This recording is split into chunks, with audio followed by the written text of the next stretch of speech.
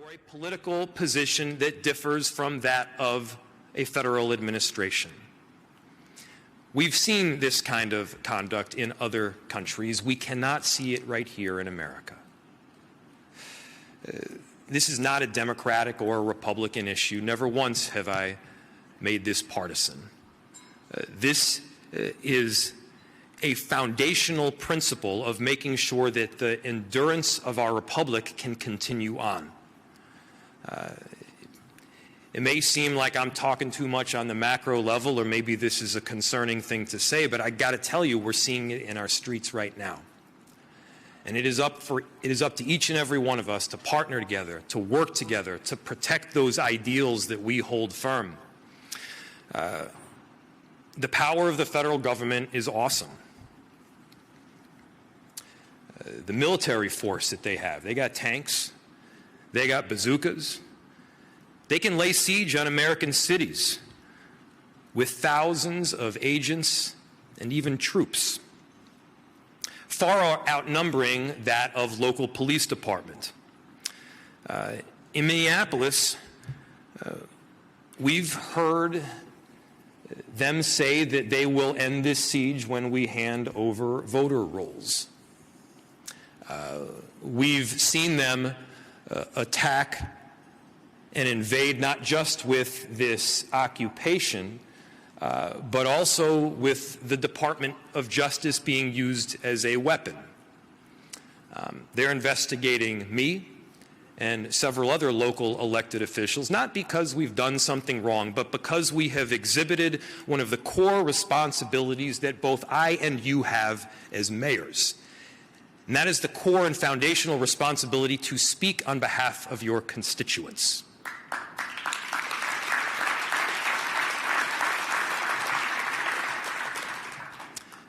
I'm going to continue to speak on behalf of my constituents. We won't be intimidated in Minneapolis, and if there's any place to take inspiration from, don't take it from me. Take it from the 435,000 Minneapolis residents that call our great city home and the many more that come and go. Take it from the tens of thousands of people that have stood up and peacefully protested to say we love our neighbor, we care about our collective family, and we're going to do everything possible to keep them safe. Take inspiration from the people that are dropping their neighbors off to the grocery store or standing guard outside a daycare to make sure that their families don't get ripped apart. Take it from the countless people that are exhibiting this foundational love of both city and, importantly, country. This is an opportunity to be a patriot, to stand up for the kinds of liberties and freedoms that we all hold dear. As a nation of immigrants, it should not matter where you are from. We rise based on our own merit. We fall based on our own flaws. Whole communities are not held accountable for the actions of a few. In America, we've got that kind of due process.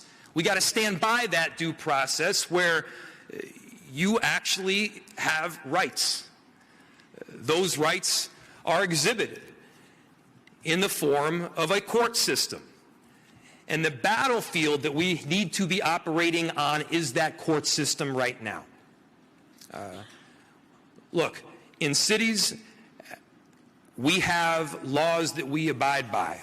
We have work that we need to do. And the reality is you can't exercise the extraordinary power that the federal government has to force nationwide outcomes on localized issues, leaving our own citizens as collateral damage in a hostile negotiation. By their own words, what we've seen this administration push for is this whole concept that might makes right. That might makes right. Stephen Miller has pushed for this concept, calling it the iron law of the world. That might makes right. Stephen Miller is wrong. Time and again,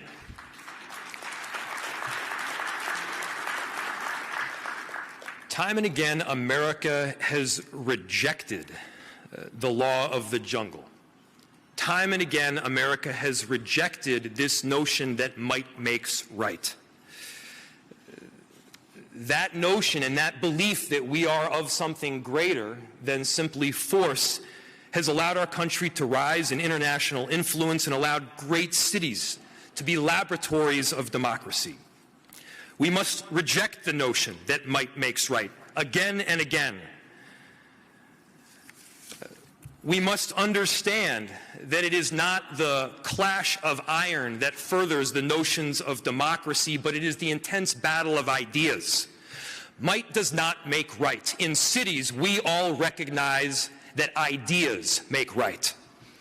And so, from Portland, Maine, to Portland Avenue in Minneapolis, to Portland, Oregon, mayors, we do not back down to bullies.